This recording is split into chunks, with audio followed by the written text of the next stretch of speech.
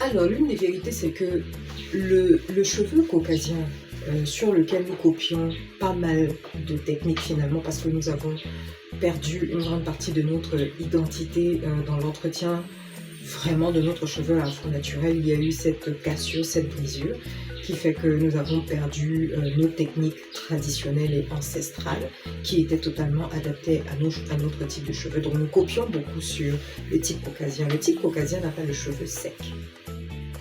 Donc le type caucasien, sur le plan capillaire, est tout à fait apte à accueillir certaines formules d'hydratation sans avoir peur justement de la fatigue hydrale.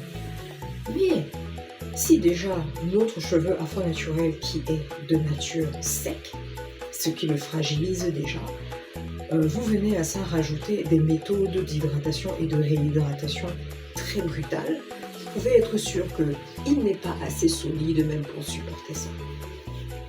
La génétique ensuite va faire la différence parce que chez certaines personnes, effectivement, il ne va rien se passer parce que les gènes fabriquent déjà une fibre capillaire suffisamment solide.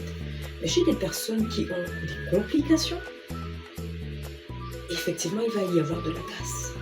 Vous allez vous retrouver, vous avez beaucoup de femmes qui appliquent justement toutes ces méthodes, respectent toutes ces étapes, mais ne voient aucune évolution.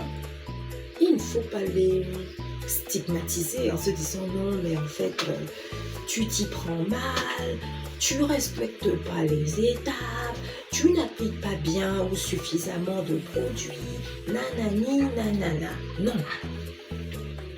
Pour d'autres, même si effectivement ça peut être le cas, mais pour d'autres personnes, c'est tout simplement en rapport avec leur organisme qui ne fabrique pas à la base une fibre capillaire suffisamment saine.